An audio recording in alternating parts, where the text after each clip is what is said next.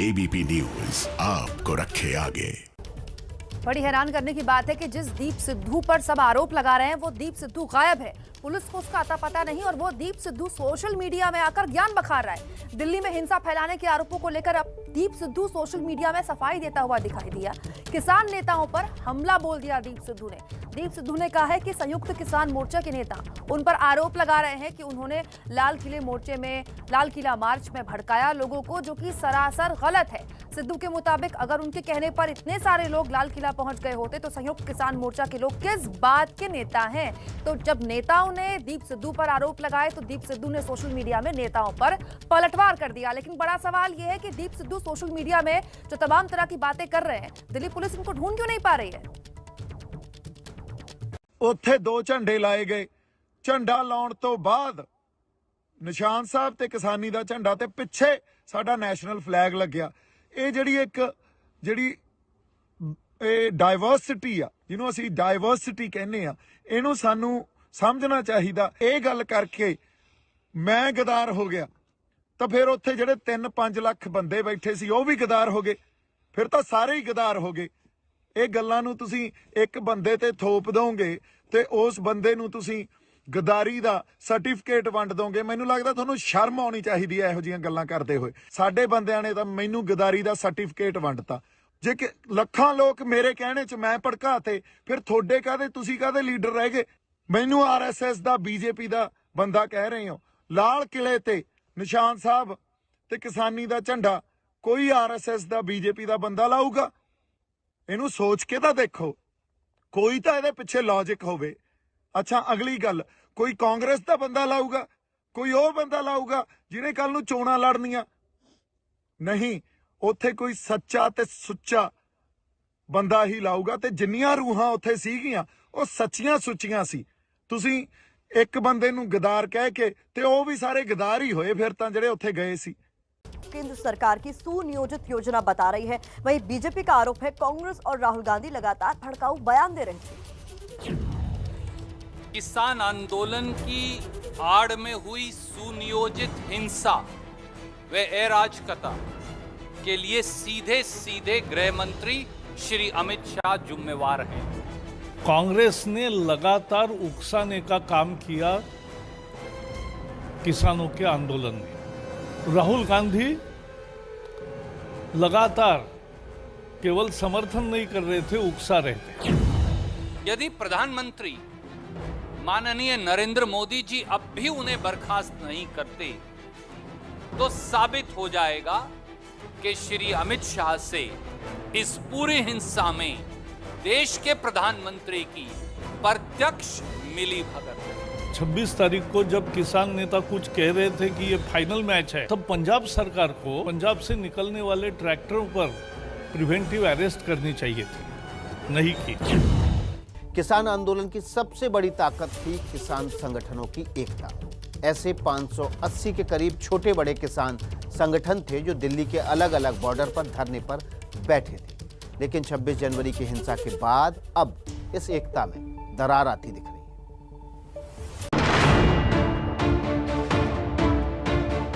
हिंसा के बाद संयुक्त किसान मोर्चा में फूट। दुखी हैं, इसलिए आज अपने इस धरने को समाप्त करते हैं। किसान यूनियन के भानु गुट ने चिल्ला बॉर्डर किया खाली। राष्ट्रीय किसान मजदूर संगठन इस आंदोलन को यहीं पर ही अलविदा कहते हुए फूट से किसान नेताओं की बढ़ी आपसी तलखी। चिल्ला बॉर्डर भी खाली कर दिया। आज तो चले गए होंगे, तो पहले चले गए थे सरकार के पास। आंदोलन को बीच में छोड़ के जाना तो अच्छी बात नहीं है।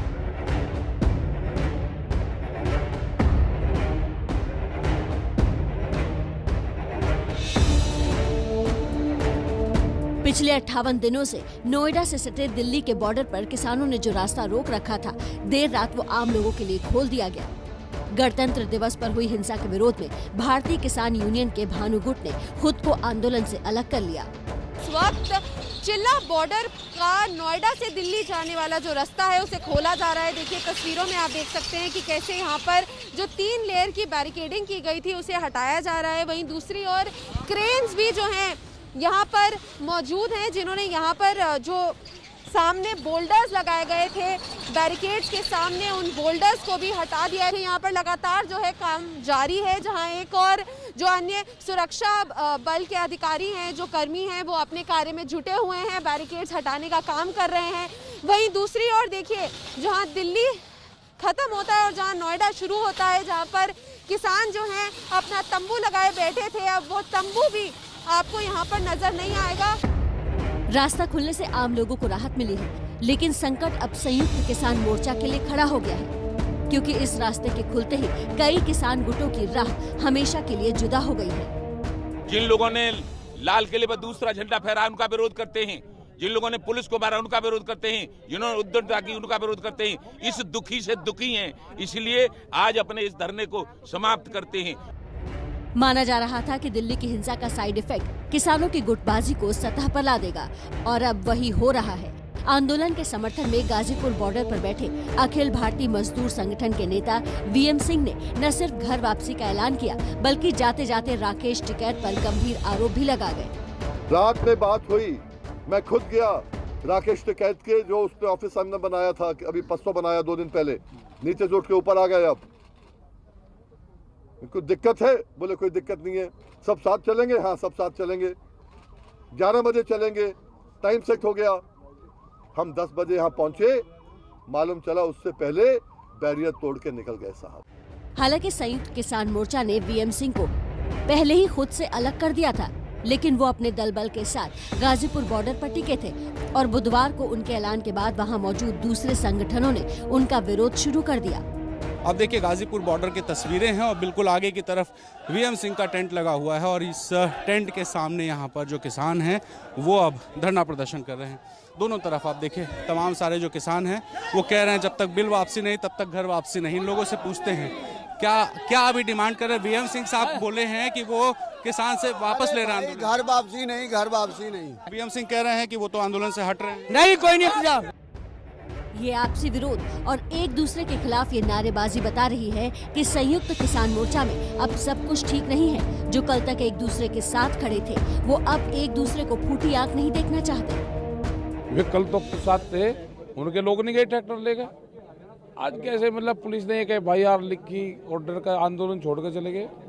ऐसे लोगों को आंदोलन में हिस्सा नहीं लेना चाहिए, घर बैठ कर अपना बिजनेस करना चाहिए। आंदोलन तो चल रहा है, आंदोलन को बीच में छोड़ के जाना तो अच्छी बात नहीं है। वही एक छोटे मोटे ऑर्गेनाइजेशन है, इनसिग्निफिकेंट कोई लोग जाए उसमें कोई बात नहीं है। कृषि बिल के खिलाफ आंदोलन की बागडोर संयुक्त किसान मोर्चा संभाल रही है, जिसका प्रतिनिधित्व 40 के करीब किसान संगठन सामूहिक तौर पर कर रहे हैं। लेकिन इसको समर्थन 580 के करीब गुटों का हासिल था। लेकिन गणतंत्र दिवस पर हुई हिंसा के बाद अब पैदा हुआ आपसी मतभेद मनभेद में बदलने लगा है, और मुमकिन है कि इससे आंदोलन कमजोर भी पड़ सकता है। बहुत संभव हो कि आज इन किसान संगठनों के बीच फिर संवाद होगा। जो भी अपडेट होगा सबसे पहले आप जानेंगे एबीपी न्यूज पर। किसान आंदोलन को दागदार करने वाले हुड़दंगियों की बात हम लगातार कर रहे हैं, तो वहीं दिल्ली के रक्षकों की भी तारीफ होनी चाहिए। ट्रैक्टर परेड के नाम पर हुड़दंग मचाने वालों के हमले में दिल्ली पुलिस के करीब 400 जवान घायल हैं। आपको दिल्ली के ऐसे ही रक्षकों से मिलवाते हैं।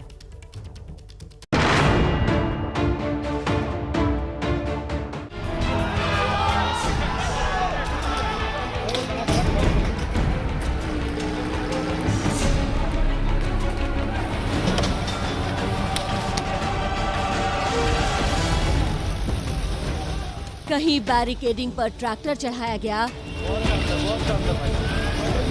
कहीं पुलिस वालों को कुचलने की कोशिश हुई,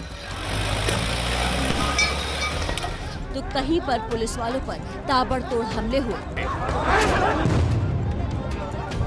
गणतंत्र दिवस पर लाल किले में ये कैसी गुंडागर्दी हुई, उसकी गवाही ये तस्वीरें दे रही हैं।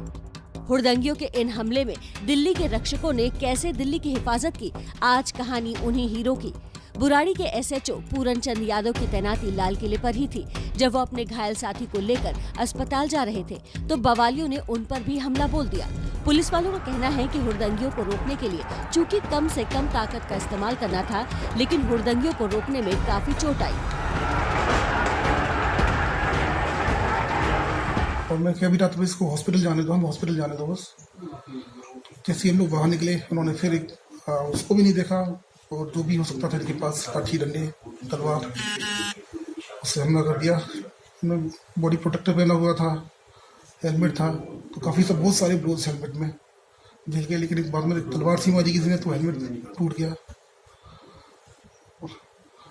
उसके बाद फिर मैं भी थोड़ा बेहोश हो गया था, फिर मुझे पता नहीं क्या स्थिति इतनी बिगड़ गई थी कि पुलिस के लिए बहुत मुश्किल से माहौल को, पब्लिक को समझाना, उनको रोकना, उनको बचाना, जो उपद्रवी थे उनसे बचाने के लिए बड़ी मशक्कत करनी पड़ी है, जिसमें चोट लगी है और बड़ी मुश्किल से बचाव हो पाया है।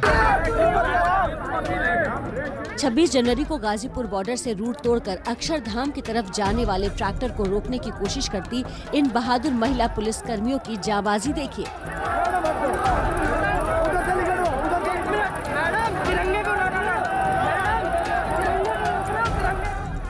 जब ट्रैक्टर पर चढ़े हुए हुड़दंगी जबरन बैरिकेड तोड़कर आगे बढ़ने की कोशिश कर रहे थे तो इंस्पेक्टर पुष्पलता और सब इंस्पेक्टर सुमन उनके आगे डटकर खड़ी हो गई। भारतीय किसान यूनियन के नेता राकेश टिकैत खुद वहां मौजूद थे, लेकिन दोनों बहादुर बेटियों ने किसी को आगे जाने नहीं दिया।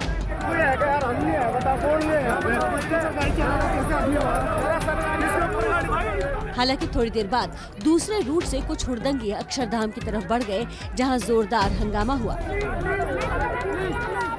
समसपुर जागीर के पास तैनात आईपीएस अधिकारी पुखराज कमल भी हुड़दंगियों के शिकार हो गए। जॉइंट सीपी आलोक कुमार के मुताबिक आईटीओ से पहले यहां भी ट्रैक्टर से पुलिस वालों को कुचलने की कोशिश की गई।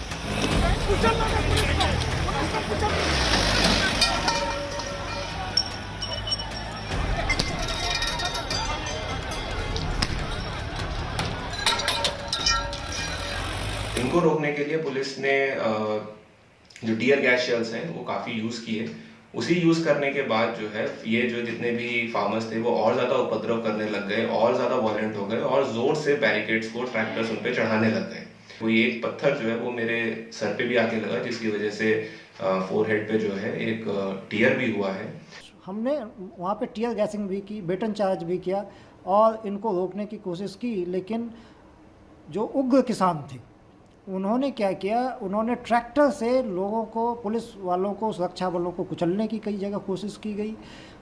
बैरिकेड्स तोड़ दिए गए, जो हमारे बसेज थी, पुलिस की बसेज थी, उनको तोड़ दिया गया और इस तरीके से व्यापक पैमाने पर तोड़फोड़ की और नुकसान किया। यहाँ से कुछ हुड़दंगी आगे बढ़कर पहले आईटीओ और फिर लाल किले तक पहुँच गए और उसके बाद जो कुछ हुआ उसने देश का सिर नीचा कर दिया।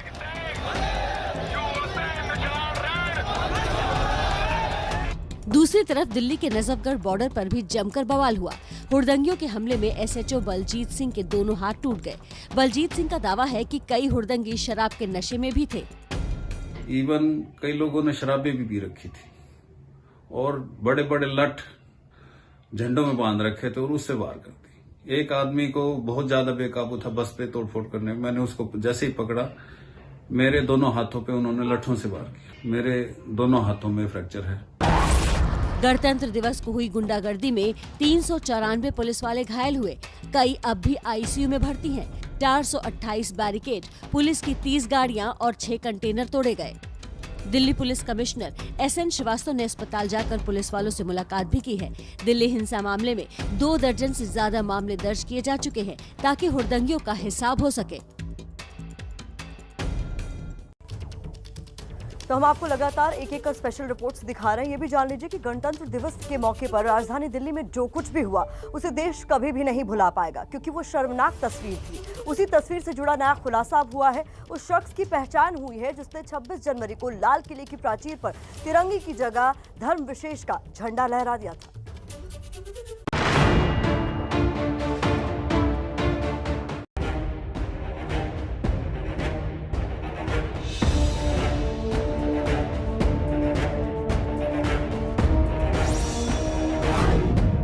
नाम युगराज सिंह,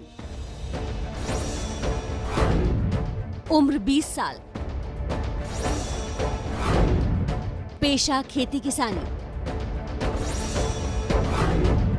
जमीन सिर्फ 3 एकड़, निवासी तरन तारन पंजाब। ये है इस वक्त देश की सबसे चर्चित उस तस्वीर से जुड़ी वो ताज़ा हकीकत जो दिल्ली में 26 जनवरी को हुई किसान हिंसा के बाद एबीपी न्यूज की पड़ताल में सामने आई है। ट्रैक्टर मार्च निकालते हुए आंदोलनकारी किसानों ने जब सारी हदों को तोड़ते हुए ऐतिहासिक लाल किले पर धावा बोल दिया था, लाल किले की इसी तस्वीर ने पूरे देश को झकझोर दिया। देश की शान कहे जाने वाले लाल किले पर तिरंगे की जगह ये केसरिया झंडा युगराज नाम के इस नौजवान ने लगाया था। युगराज ने लाल किले के उस खंबे पर इस झंडे को लहरा दिया था जहां हर साल स्वतंत्रता दिवस पर प्रधानमंत्री झंडा फहराते हैं, और एक नहीं 2-2 झंडे उस खंबे पर फहरा दिए थे। ये तस्वीरें सवालों के साथ सिर्फ देश में ही सुर्खियां नहीं बनी, पाकिस्तान जैसे विरोधी देशों ने इस तस्वीर को अपने प्रोपेगेंडा का हिस्सा बनाया। भारत के खिलाफ दुष्प्रचार इस तस्वीर से कई झूठ जोड़कर किया। तब तस्वीर से जुड़ी पूरी कहानी को सामने लाना जरूरी हो गया। एबीपी न्यूज ने पड़ताल की तो पता चला लाल किले पर इस केसरिया झंडे को लगाने वाला युवक युगराज सिंह है। 20 साल का युगराज पंजाब के तरन तारण जिले के वां तारा सिंह गांव का रहने वाला है। युगराज का परिवार आर्थिक रूप से बेहद कमजोर है। पूरा परिवार खेती करता है। सिर्फ 3 एकड़ जमीन है। युगराज 3 बहनों के बीच इकलौता भाई है। परिवार और गांव के लोगों के मुताबिक युगराज कुछ दिन पहले ही किसानों के साथ दिल्ली के सिंघू बॉर्डर पहुंचा था, और लाल किले की यही शर्मनाक तस्वीर जब सुर्खियां बनी तो युगराज को गांव के लोगों ने पहचाना। गांव के लोग अब युगराज के बारे में साफ सुथरे दावा कर रहे हैं। गरीब परिवार आ, गरीब परिवार चों दा मुंडा है। नेचर बहुत वधिया मिलनसार मुंडा वा, साडे नाल खेडदा रहा वा। गुरु दी बाणी नूं बड़ा ध्यान, क्योंकि अमृत छकिया गुरुदास ने ते गुरु साहब ते बाबे तरन सिंह शहीद बड़ी सेवा करदा वा। ठीक है, बड़ा मिलनसार ठंडे सुभाਅ दा मुंडा वा। बच्चा किसी के बहकावे च आके उत्थे खलोते जिस तरह नॉर्मल आप खलोते हुए किसी कह दे चल तू चढ़ जा यार मार के छाल, आम तौर पर गल हो जाती है। तो उस तरीके दे नाल बच्चा उत्थे चढ़ गया। कोई ਉਹਦੀ मतलब कि जे आप कोई बैकग्राउंड ਜਾਂ ਉਹਦਾ ਕੋਈ ਇਹੋ ਜਿਹਾ ਇਤਿਹਾਸ ਨਹੀਂਗਾ ਪਿਛਲਾ ਕਿ ਉਹਨਾਂ ਨੇ ਕੋਈ ਮਾੜਾ ਕੰਮ ਕੀਤਾ ਹੋਵੇ ਜਾਂ ਉਹ ਸਾਡੇ ਦੇਸ਼ ਦੇ ਵਿਰੋਧੀ ਹੋਣ, ਦੇਸ਼ मतलब कि ਸਾਡੇ ਦੇਸ਼ ਵਿਰੋਧੀ ਤਾਕਤਾਂ ਨਾਲ ਜੁੜੇ ਹੋਣ, ਇਹੋ ਜਿਹਾ ਕੋਈ मतलब ਸਾਡੀ ਨਜ਼ਰ ਤੇ ਪਿੰਡ ਵਿੱਚ ਵੇਖਣ ਨੂੰ। युगराज को उसके गांव वाले सीधा साधा नौजवान और बहकावे का शिकार बताते हैं, लेकिन युगराज से जुड़ा पूरा सच क्या है ये जानने में पुलिस जुटी है। उसके परिवार से सवाल हो रहे हैं, मामले की हर एंगल से जांच हो रही है, लेकिन लाल किले पर तिरंगे की जगह इस झंडे को फहराने वाला युगराज अभी कहाँ है ये फिलहाल साफ नहीं हो पाया है। ऐसा हुआ तो चुनाव में किसानों का मुद्दा जमकर उठेगा।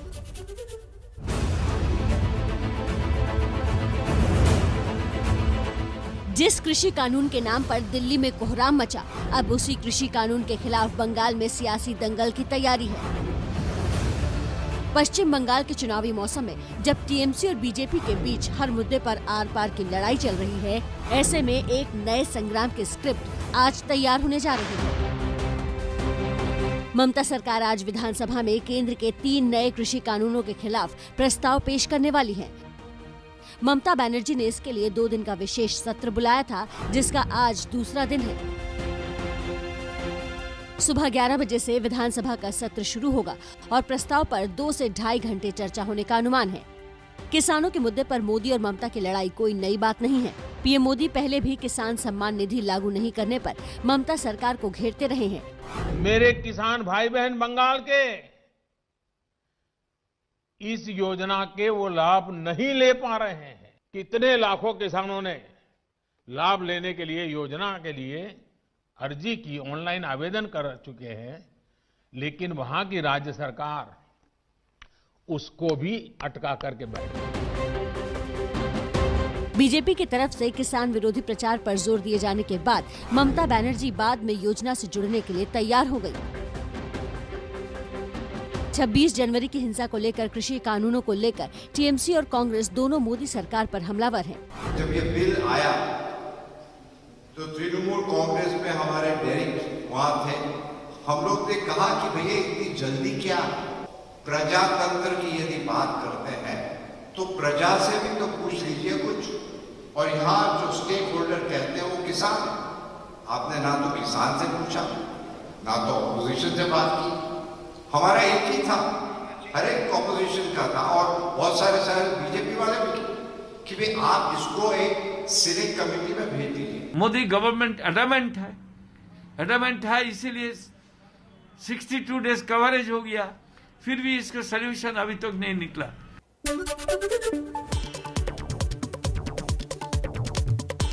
दिल्ली पुलिस ने किसान नेता दर्शन पाल को नोटिस भेजा। ट्रैक्टर मार्च के दौरान हुई हिंसा पर 3 दिन में जवाब देने के लिए कहा। संयुक्त किसान मोर्चा ने 1 फरवरी का संसद कूच रद्द किया। 26 जनवरी की हिंसा के लिए दीप सिद्धू और सतनाम पन्नू के संगठन को जिम्मेदार ठहराया। दीप सिद्धू के सामाजिक बहिष्कार की अपील की। किसान नेता राकेश टिकैत का विवादित बयान, कहा दिल्ली पुलिस ने गोली क्यों नहीं चलाई, लाल किले पर कोई कैसे पहुंच गया, पंजाब को देश से अलग करने की साजिश थी। 26 जनवरी की हिंसा को लेकर किसान नेताओं ने सरकार पर जड़ा आरोप, बोले किसान परेड सरकारी साजिश का शिकार हुई। दीप सिद्धू आरएसएस का आदमी। दीप सिद्धू पर एबीपी न्यूज से बातचीत में बीजेपी नेता तरुण राठी का बड़ा बयान, बोले बीजेपी से दीप का कोई संबंध नहीं, वो सनी देओल के साथ अमित शाह से मिलने गए थे, ये उनके लिए बस एक फोटो ऑप थी। दिल्ली हिंसा पर पुलिस कमिश्नर का खुलासा, बोले सतनाम पन्नू के भाषण के बाद भड़के किसान, किसी दोषी को बख्शा नहीं जाएगा। हिंसा में 394 पुलिसकर्मी घायल हैं, कई की हालत गंभीर है। दिल्ली के पुलिस कमिश्नर एसएन श्रीवास्तव ने अस्पताल में घायल पुलिसकर्मियों से मुलाकात की। ट्रैक्टर रैली के दौरान जख्मी हुए हैं 394 पुलिसकर्मी। दिल्ली में उग्र प्रदर्शन को लेकर 37 किसान नेताओं के खिलाफ एफआईआर दर्ज। राकेश टिकैत, योगेंद्र यादव, मेधा पाटकर पर आपराधिक साजिश रचने का आरोप। एफआईआर में दीप सिद्धू और लखा का भी नाम। लाल किला में तोड़फोड़ और हंगामे के मामले में डकैती का केस दर्ज। गृह मंत्रालय को सौंपी जाएगी रिपोर्ट। केंद्रीय संस्कृति मंत्री प्रहलाद पटेल ने नुकसान का जायजा लिया। दिल्ली पुलिस ने 26 जनवरी की हिंसा का अक्षरधाम का वीडियो जारी किया। पुलिस से झड़प करते दिखे आंदोलनकारी, पुलिस को छोड़ने पड़े आंसू गैस के गोले।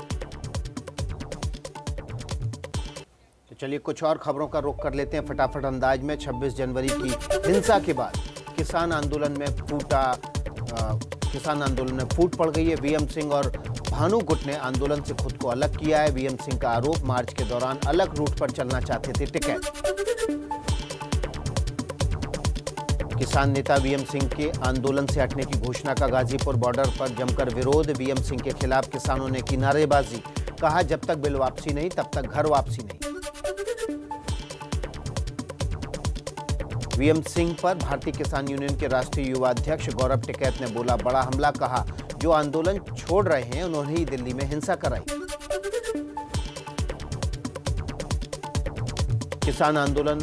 किसान मोर्चा ने कहा आंदोलन को बीच में छोड़कर जाना अच्छी बात नहीं। किसान आंदोलन को झटका लगा है, हम आत्मचिंतन करेंगे। किसान आंदोलन के चलते करीब 2 महीने से बंद चिल्ला बॉर्डर पर आवाजाही हुई सामान्य। भानु प्रताप सिंह गुट ने आंदोलन खत्म करने के ऐलान के बाद बॉर्डर खाली किया।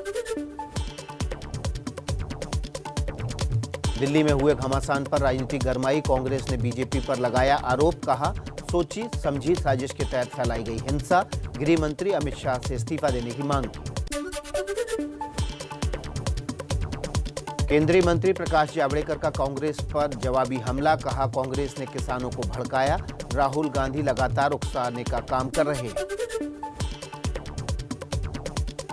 दिल्ली में हिंसा को लेकर बोले केंद्रीय मंत्री मुख्तार अब्बास नकवी, कहा जो किसानों के नाम पर घड़ियाली आंसू बहा रहे थे उनका किसानों से कुछ लेना देना नहीं था, वो अराजकता चाहते थे।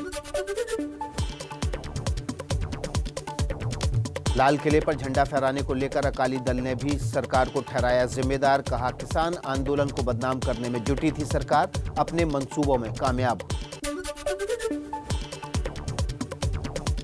हरियाणा में हाई अलर्ट के बाद करनाल के टोल प्लाजा पर भारी संख्या में पुलिस बल तैनात। कई दिनों से चल रहे धरने को खत्म कराया गया। आइए कुछ और खबरें आपके सामने रखते हैं। हरियाणा पंजाब के शंभू बॉर्डर पर दिखा किसानों का भारी जवाबरा। ट्रैक्टर परेड में शामिल होने के बाद सब अब घर लौट रहे हैं। किसानों के समर्थन में आईएनएलडी के विधायक अभय चौटाला ने इस्तीफा दे दिया है। ट्रैक्टर चलाकर इस्तीफा देने पहुंचे विधानसभा। पंजाबी एक्टर दीप सिद्धू पर दिल्ली में हिंसा फैलाने का आरोप। हिंसा से पहले किसानों को भड़काते सिद्धू का वीडियो भी सामने आया। कांग्रेस नेता अर्जुना डालमिया ने दीप सिद्धू पर बीजेपी कार्यकर्ता होने का आरोप लगाया। दावा किया बीजेपी ने दीप सिद्धू के जरिए हिंसा भड़काई। लाल किले में बच्चों के 3 घंटे तक फंसे रहने पर राष्ट्रीय बाल अधिकार संरक्षण आयोग ने संज्ञान लिया। एबीपी न्यूज की रिपोर्ट पर हरकत में आया। पुलिस से 48 घंटे में जवाब मांगा।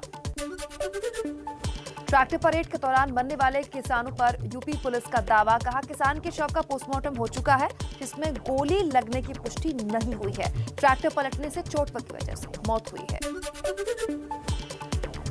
परिवहन, पर्यटन और संस्कृति मंत्रालय से जुड़ी संसद की स्थायी समिति की आज अहम बैठक। लाल किले की घटना पर चर्चा की मांग हो सकती है। पश्चिम बंगाल विधानसभा के 2 दिवसीय सत्र का आज दूसरा और महत्वपूर्ण दिन। नए कृषि कानूनों के खिलाफ प्रस्ताव पेश करेगी ममता सरकार। अब तक 5 गैर बीजेपी शासित राज्य प्रस्ताव पारित कर चुके हैं। बंगाल विधानसभा चुनाव के लिए धुआंधार प्रचार में जुटे बीजेपी नेता शुभेंदु अधिकारी आज आरामबाग और रिशरा में रैली करेंगे। बंगाल में बीजेपी नेता मफूजा खातून के नेतृत्व में 2000 से ज्यादा अल्पसंख्यक कार्यकर्ता आज बीजेपी में शामिल होंगे। हुगली के चुचुरा में दोपहर 3 बजे बड़ी सभा। तो जब फंस गए हैं तो फिर सफाई देते फिर रहे हैं और इल्जाम दूसरों पर लगा रहे हैं। दीप सिद्धू के अलावा और कौन से लोग हैं जिन पर दिल्ली में 26 जनवरी को हिंसा भड़काने के आरोप लग रहे हैं? किसने रची दिल्ली हिंसा की साजिश? पूरी रिपोर्ट देखिए।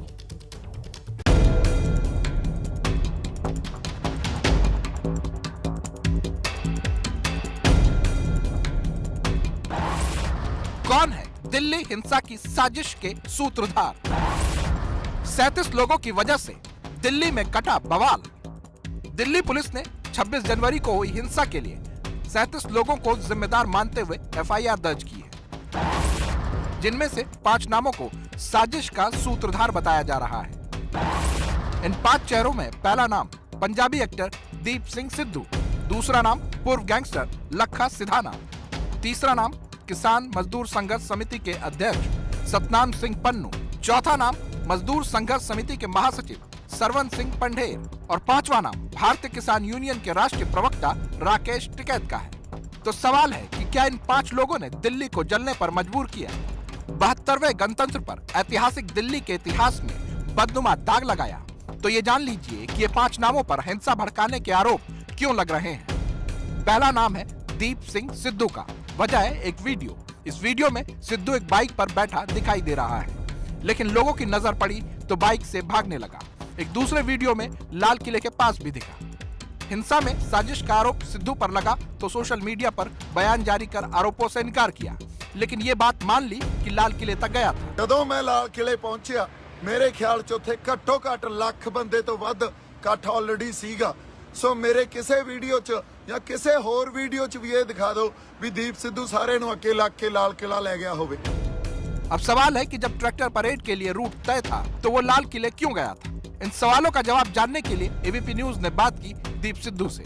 इस किसान संगठन ने ये कहा था कि हम लाल किले पर जाकर झंडा फहराएंगे या झंडा लगाएंगे, हम आप बताइए मुझे। कल रात को हमारी एजिटेशन में हमारे 2 जो किसान लीडरशिप हैं, एक तो पंधेर साहब और एक मिस्टर पन्नू, इन्होंने कौन सी लीडरशिप है आप नाम बताइए। वो संयुक्त किसान मोर्चा में है ही नहीं दीप सिद्धू, संयुक्त मोर्चा में स्वर्ण सिंह पंधेर है ही नहीं।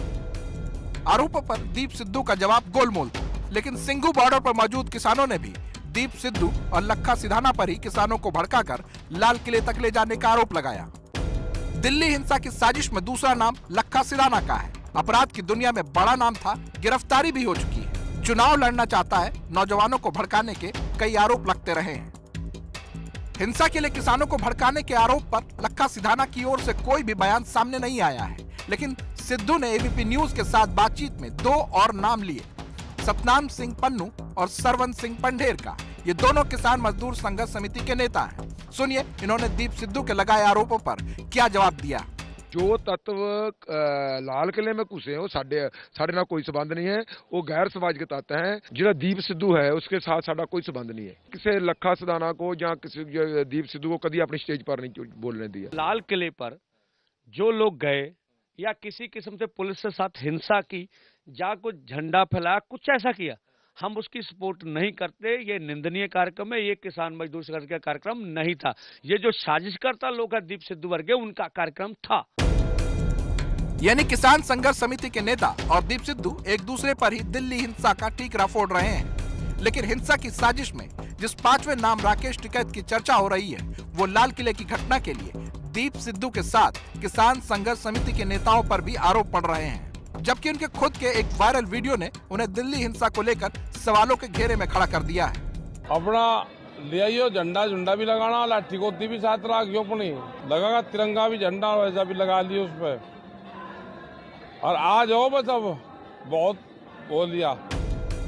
वीडियो पर सवाल उठे तो राकेश टिकैत ने जो जवाब दिया वो दिलचस्प था। आपका एक वीडियो वायरल हो रहा है, बढ़िया हो रहा है, बताओ। आप ही का है वो वीडियो? हाँ मेरा है। मानते हैं?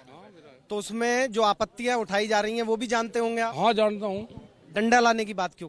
झंडा कहीं में लगता, सबको मालूम है। हाँ डंडे में लगे झंडा। तो आपने कोई उकसाने की कोशिश नहीं? उकसाने का थोड़ा है ये भाई, डंडा कोई हथियार थोड़ा है, वो तो किसान का वो है। दिल्ली हिंसा में 37 नामों के अलावा भी कई ऐसे चेहरे हैं जिन्हें दिल्ली पुलिस को ढूंढना है और पकड़ना भी है। लेकिन सबसे बड़ा सवाल है कि इन चेहरों पर पुलिस कैसे और क्या कार्रवाई करेगी।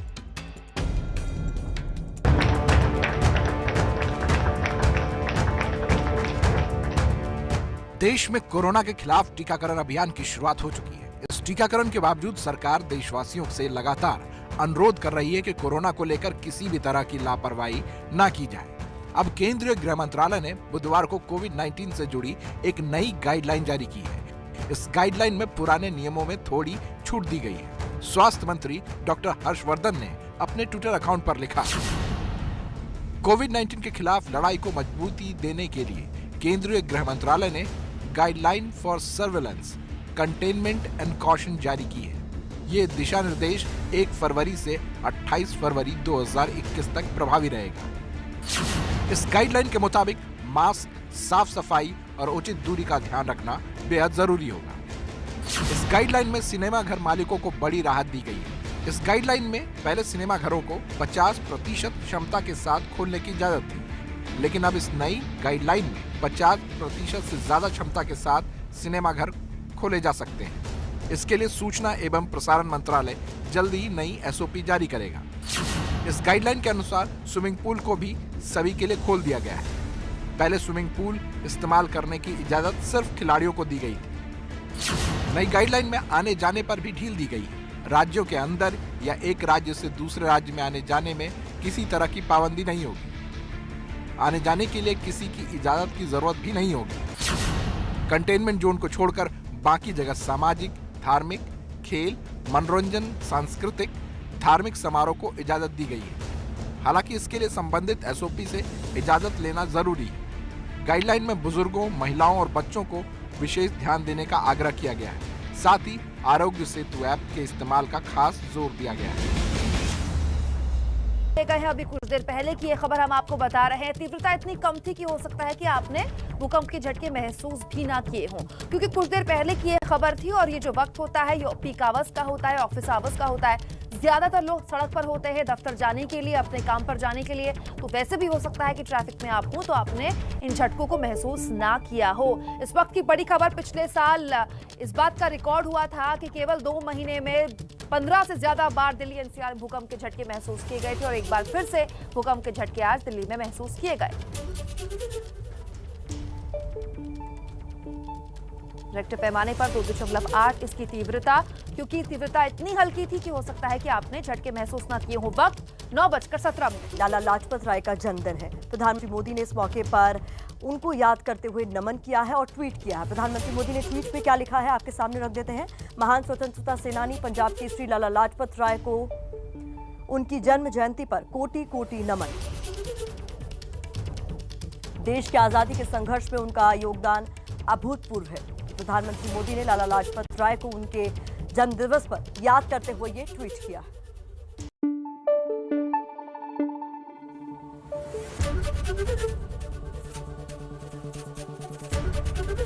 ABP न्यूज आपको रखे आगे।